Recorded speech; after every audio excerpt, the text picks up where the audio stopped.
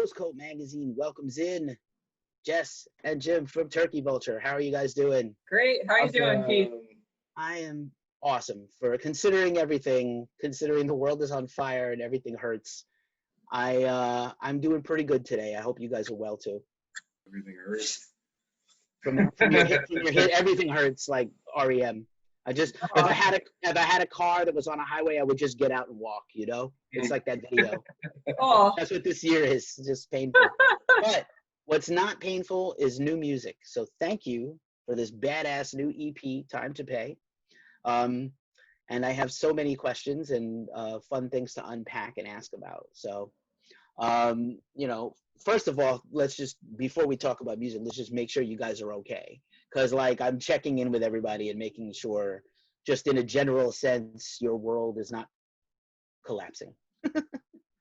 No. I mean, knock on wood, we've been pretty fortunate and, haven't had any big calamities thus far with 2020's events.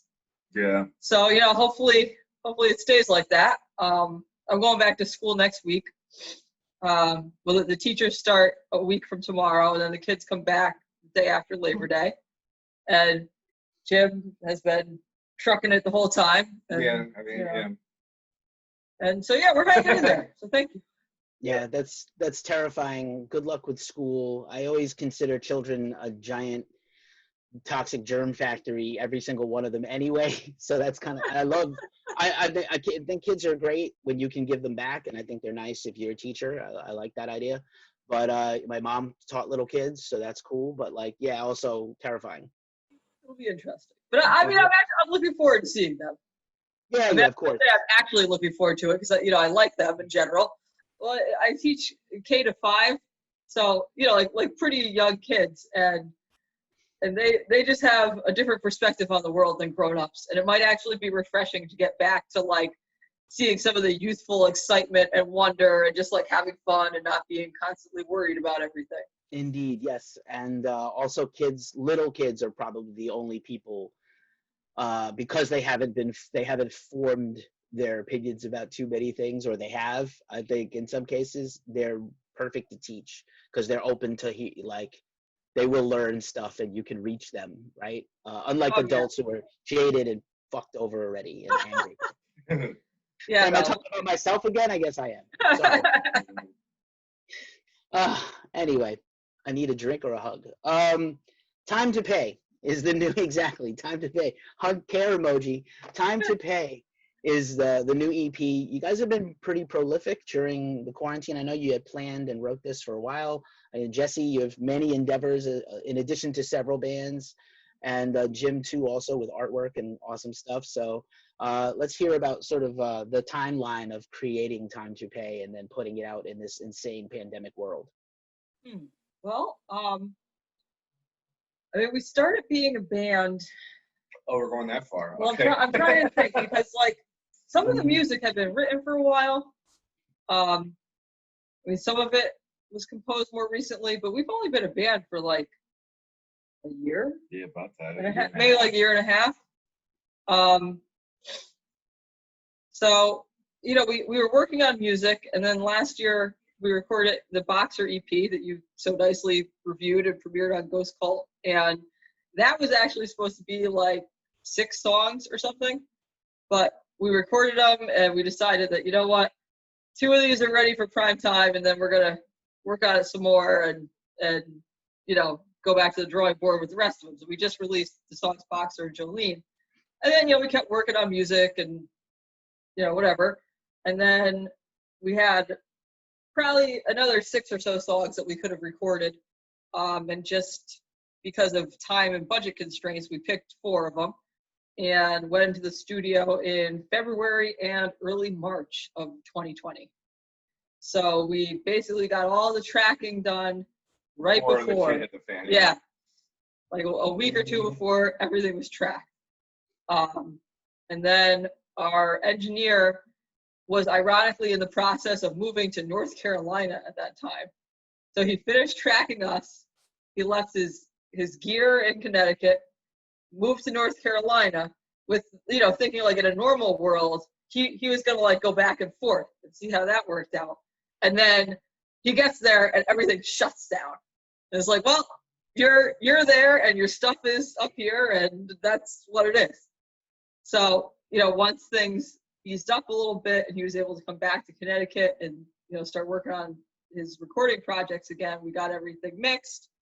And that was at Studio Wormwood, who, by the way, if anybody's listening, Dave Kaminsky is the engineer. He still is going to work out of Connecticut, I think is his plan, and schedule people, and he's really good. So if you're listening, Northeast Bands, Studio Wormwood. But yeah, so then, like I set off to master and set off to make CDs, and July 31st, here's our EP. So nice.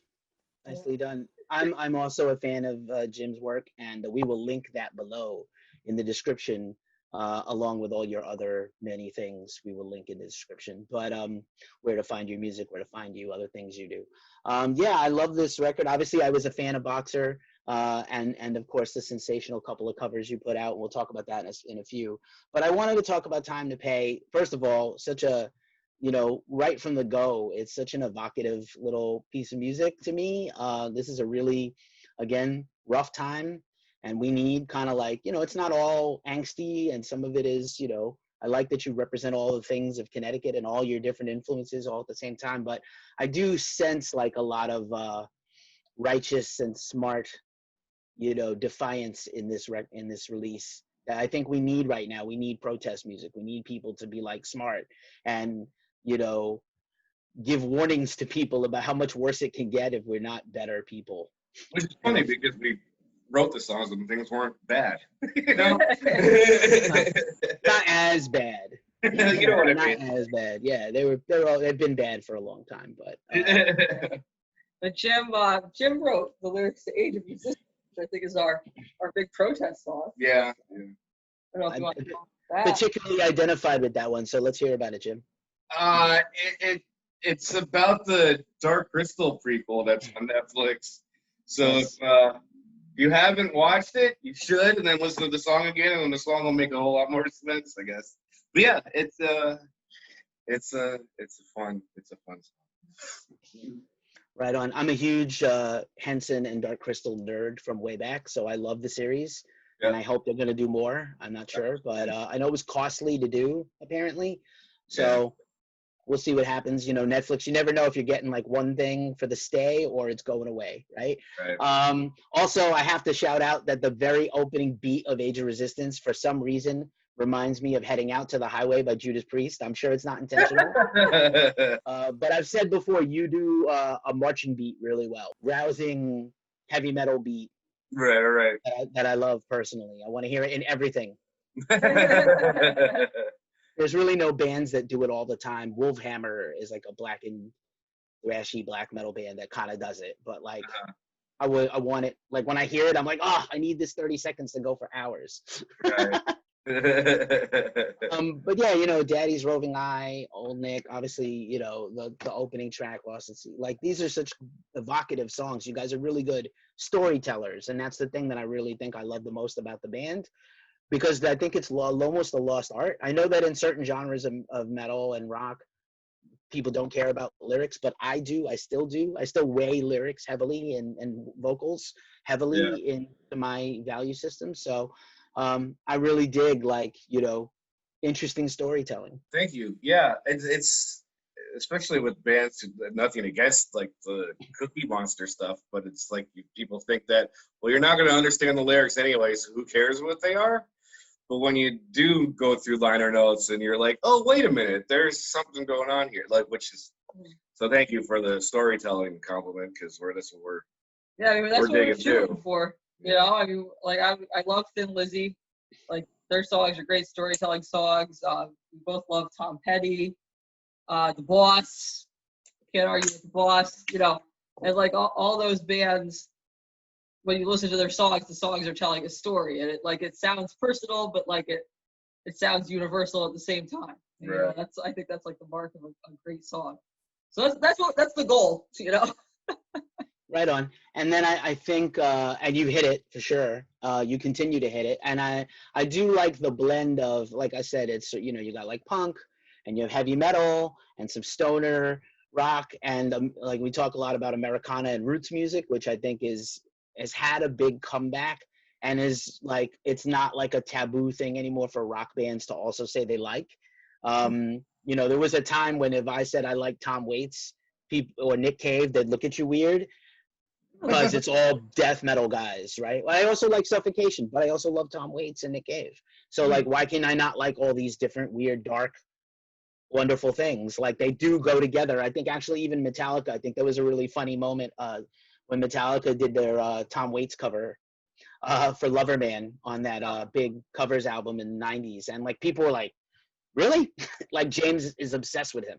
He's not just a fan, he's an obsessive fan. He has everything he's ever done, and like has live bootlegs, and he sits around and watches and listens to. So like, it starts to make sense. Like, the later Metallica stuff lyrically is a much better storytelling device, you know, for he's just better at it because he's like, that's where he's drawing an influence from. So I like that stuff, and I love when you guys mix up sort of genre blend, not quite like too schizophrenic. I probably should stop using that word because I don't mean that mentally ill or issues, but I mean like it's not hopping around too much. But I like when you put stuff together. Like Lost at Sea is very unique, and then to have Age of Resistance next is like a real cool juxtaposition. Yeah. Oh, thanks. Thank you. And then I know, you know, Boxer and Jolene was kind of a standalone. There was a little part of me that was hoping for like another Boxer, but you guys don't repeat yourselves, which is also pretty cool. Like, there's no two songs are really that much alike with you guys, which I like a lot. Yeah, thank you. Yeah, you know, so far, even the stuff that we don't have recorded, a lot of it has its own little thing. That is true. Yeah. It's not really on purpose. I don't know. It just kind of hands out like that. Okay. Nice. And then, you know, of course, you guys have put out this a couple of really amazing, probably two of my favorite covers ever. I love cover songs. Every band starts off as a cover band, basically. Like, what do you know how to play? Can you learn this? Do you know this? So every band starts out as a cover band. I feel mostly. I don't know that many. We just started writing music from nothing. I was like, oh, okay, some bands, but I love, you know, obviously Jolene. And then In the Pines, which is, you know, been both songs have been covered a lot, but I like your kind of very unique take on it. It's very Turkey Vulture. Both tracks. Oh man, well, Jolene is fun. I mean, I love doing that song. You know, just with the funk drums and the spirit of it. It's just, I haven't heard a cover like that. You know, there might be another one out there of that song somewhere, but I haven't heard it yet. So if you find it, send it to me. Right. Yeah, they're all very, there's a couple of good ones. They're all very contemplative or very avant-garde, bizarre, which is also interesting. I'm all for the weird and the wonderful and, you know, crazy stuff and just out of the box. But I do like the punk rock Jolene. It's almost like it was meant to be a punk song. Dolly is so punk. Let's just talk about Dolly Parton. Yeah. So badass. She continues to be a queen. She literally is giving away her fortune to help her own community. She is sending free books to kids to read. She is like all down with Black Lives Matter. She is like, don't be ignorant. I love that she's educating her own fan base that may also have some issues. Shout out to my friends in Tennessee also.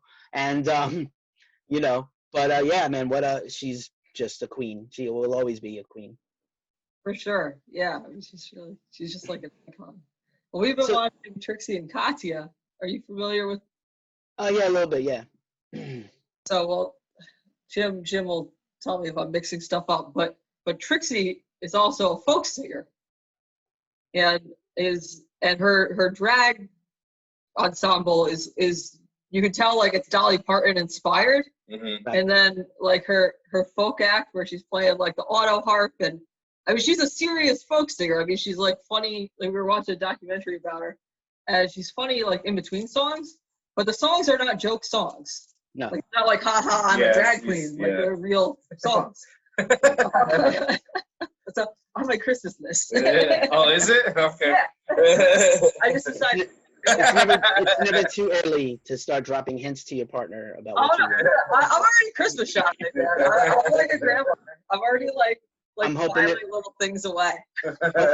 hopefully there's like a Metalhead Money blog coming about holiday shopping on a budget. Oh, I'm sure there will be. Before I segue into some of that stuff, I also was very interesting that like your 2 songs on Spotify are those 2 covers. So I went to like, even though I have all your stuff, you sent me some records, I have some of your stuff on Bandcamp, but I went to Spotify. I had been already listening to Spotify for my like Sunday playlist. And I went to like see what Turkey Vulture stuff is on Spotify, and it's the 2 covers. And I found there's a lot of Turkey Vulture music or Turkey Vulture theme songs on Spotify. So there's a guy named Joe Riley. You need to look this thing up. It's Okay. a rap. It's a rap song called Turkey Vulture with an exclamation point. Turkey Vulture. And it's like his style is like Cake the band.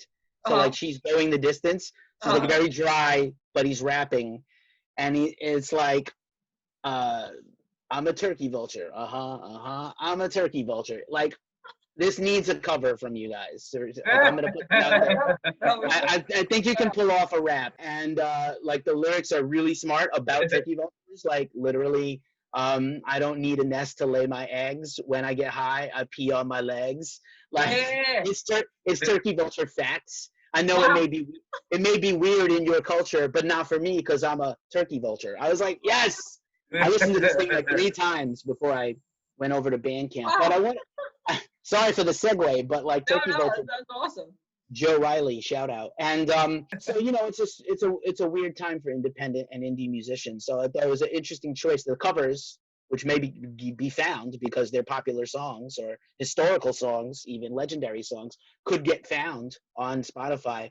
But you sell all your stuff basically on Bandcamp. And so I wanted to ask about that decision or not decision, just like, how's that going? It actually was a not decision. When we did I think In the Pines might have been the first thing we got on there. And I don't know, I just clicked a bunch of stuff on CD Baby, and then eventually it was there. And then somehow I figured out how to add Jolene to it. And I don't really know why the song Boxer isn't on there. But anyhow, so that just kind of happened. And then we were trying to have Time to Pay on Spotify, and we like bought the digital distribution package or whatever to put it on there and uploaded all the stuff, and it still hasn't appeared on there like a month later. So that's something we have to follow up on. But I mean, we're not making any money from this anyways. And I saw a great tweet from Cyber Proxy Records. Okay, Lizzie Schoolcraft, shout out. She said she is done with the debate between Spotify versus Bandcamp. Like she's just had enough. She doesn't care anymore. They're both important for different reasons. If you're doing music in the 21st century, just do both. Make your money on Bandcamp, try to grow your audience with Spotify or whatever it supposedly does.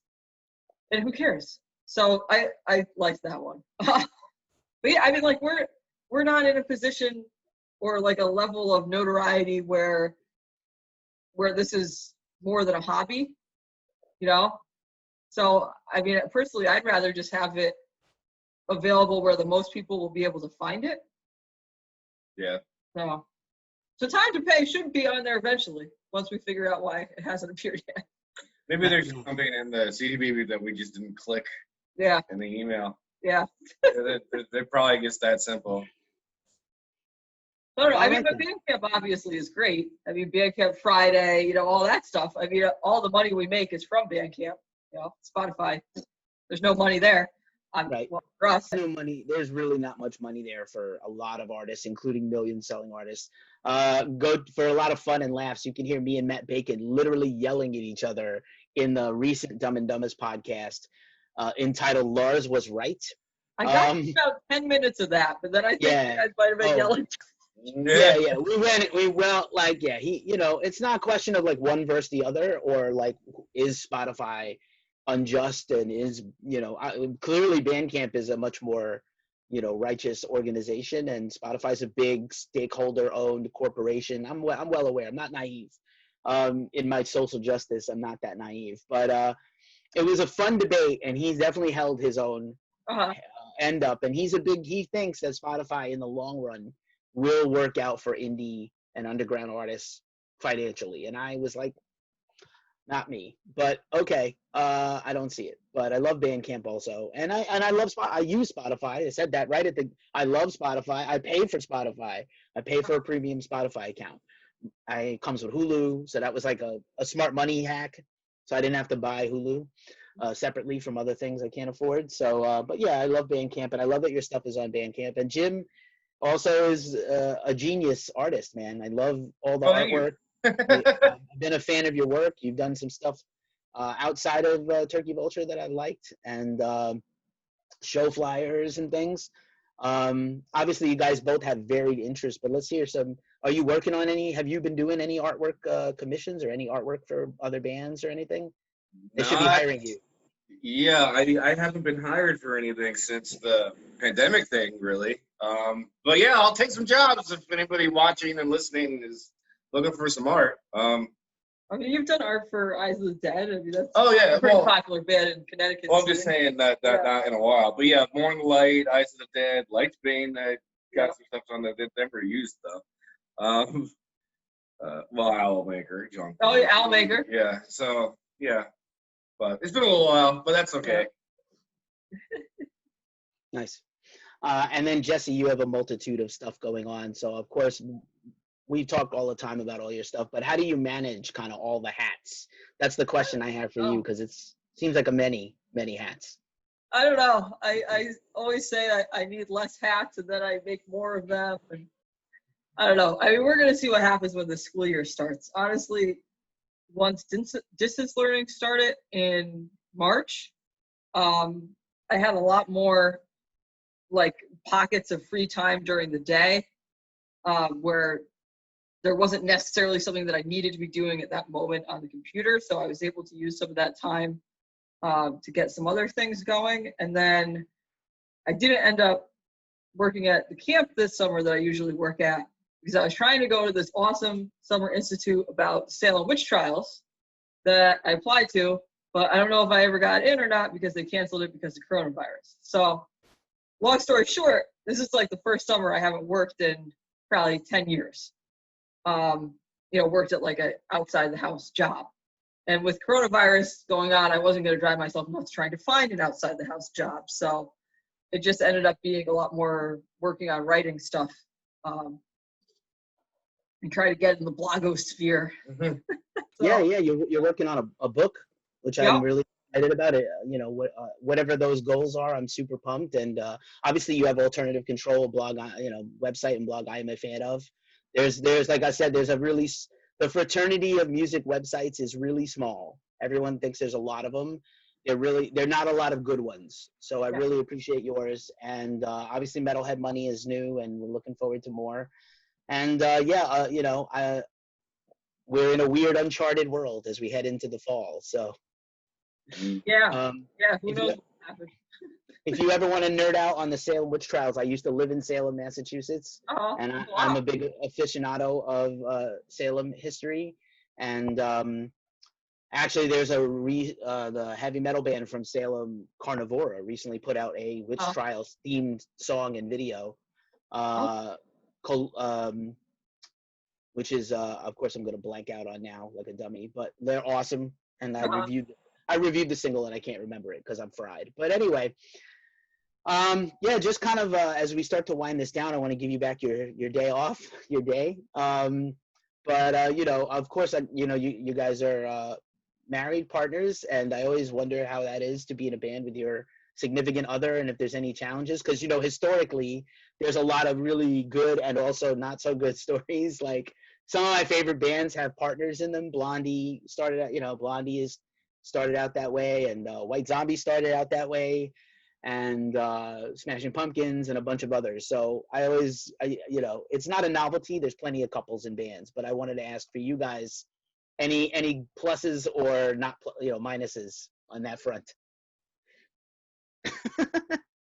I mean, the fact that we live together is just if we're bored, it's like, hey, you want to jam? We just go downstairs. Like the scheduling isn't, there's not like a text thread between like 4 or 5 people that last forever, and then you don't get an answer at the end. Well, are people coming here or not? And so that's the nice thing.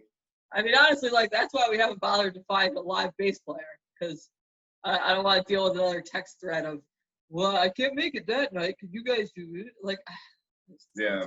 Cool. Plus, then just everything else going on in the world too. Scheduling just has made things so much harder anyway. Like in regular life, it's hard, and in the life that we're in now, it's just harder as far as scheduling goes. With everybody's work situations being so different of the way it is, that yeah, being a couple and only being a couple in a band that is also a duo band has been working out fine. Yeah. I mean, I think like we've been in bands together since 2008, and only started being romantically involved probably in like 2017-ish, somewhere around there. So I mean, we've known each other for a long time, and I think that now being married and still doing the band thing together, it's like our old selves, you know, before we became like old married people, and you know, before our relationship changed into something more permanent and, you know, kind of even keel, you know. We're still friends. Yeah. It's like a time where, oh yeah, remember when we used to like drink beer at the bar, like after band practice? Like, remember that when we were young and carefree? Yeah. So I don't know. So I'd say it's a mostly positive thing for us so far. All right, cool. And then just kind of a last thing, I know you guys have done some live streaming from your basement jam room. Any future plans to do more of it? Obviously, I'm gonna give a big shout out to Heather Lawson and her Facebook group where those sessions have happened. I've been a guest on Happy Hour with Heather as well, poorly playing guitar and singing, and on telling stories. But yeah, I'd love to see you guys do some more streaming stuff. No need to muck up the duo with another person. But yeah, I'd love to see some more stream stuff from you. Yeah, well, we have an actual like live in-person show coming up in Connecticut on September 20th. Like there's a brewery that I'm actually going up there later today, that, you know, they have a large space and they limit it to 40 tickets, and like that's it. So everybody's distant and masked, and you can't even stand up and watch the band. You have to like sit there. Like good. So, you know, people can go to a place and enjoy music and, you know, hopefully be safe. Yeah. So we have our first real show of the year coming up, and then on September 26th, I'm going to do an acoustic set in Heather's group, the Happy Hour for Heather and Guest, because actually I need a guinea pig audience. I'm going to do what you were doing, Keith, with the guitar and singing. Rough. To get ready for another thing. Yeah, I hadn't really played music in front of anybody other than a couple of studio jams with friends, or trying to get my old band back together, and we go like rehearse a bunch and then do nothing, or record a bunch and do nothing. But I haven't actually played for strangers in like 15 years, so I literally was like shitting myself the whole time. And I would give myself a solid B. I pulled it off. I give myself a solid B. But I'm sure you will do more like an A for you. Well, yeah, we'll see. September 26th. I mean, I've never performed singing solo before, ever. All right. I mean, I've done like a song, you know, like one open mic song, and that's it. I've never done like a set. So is Jim gonna just sit there and sneer at you the whole time? He's probably gonna go outside and drink. just jeer you the whole time to give you like a real authentic Connecticut raspberries. I'll sit in the back like this. Oh, perfect. Make exactly that face too, with the curly lip, with the Billy Idol. It'll be like a real show. I don't know if I like this. Yeah. But yeah, man, it's great. Thank you so much for spending some time and sharing yourselves with us and my listeners and viewers. And you know, people should definitely check your stuff out. It's awesome. And Time to Pay, a very interesting and timely EP. Also, some good music for a tough time. So thank you. Yeah, thank you. Thank you for having us. Yeah. Thanks so much, guys. We'll talk soon.